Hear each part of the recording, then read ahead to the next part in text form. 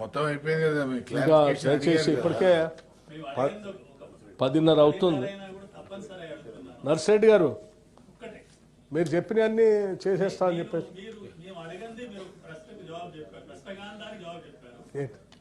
అంగన్వాడీ కేంద్రాలలో 1 నుంచి 3 తరగతులు పెడతాం అనేది అది సాధ్యం కాదు, అది వర్కబుల్ కాదు.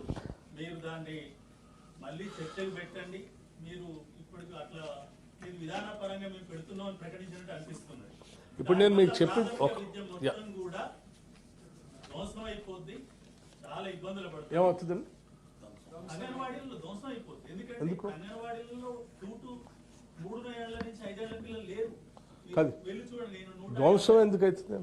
అంటే మొత్తం ప్రైవేట్కి వెళ్ళిపోతారు. ఇప్పటికే మనకు ప్రైవేట్ లో కేజీ నుంచి 5వ తరగతి వరకు 60% పైగా ప్రైవేట్ స్కూళ్ళలో ఉన్నారు. రేపు మన అంగన్వాడీలోనే 1, 2, 3 తరగతులు అంటే మన దగ్గర ఒక్కరు కూడా మిగలరు. అంటే మీరు అనుకునేది సరే.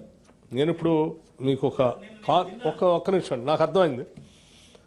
మేము ఒక కాన్సెప్ట్ మేము సభ ముందు పెట్టాను. నేను మీరు అన్నట్టు చర్చ పెట్టండి అన్నారు. ఎస్, నేను పెట్టిందే చర్చ పెట్టడం కోసం. డెఫినెట్గా ఇది చర్చ జరగాలి.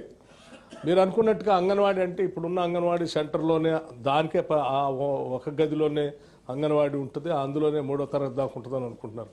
No, not like that. అంటే నాకు అట్లా కాదు.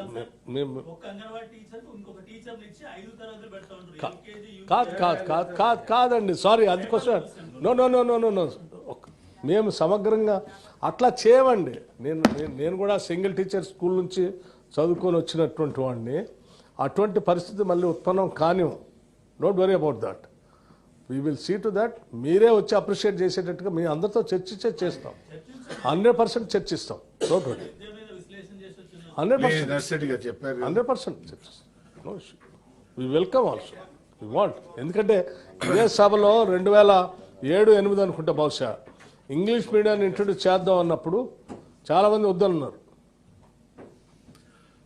బట్ మేము ఆర్గ్యూ చేసాం, స్టార్ట్ చేసాం. Today everyone is asking for that. Thank you.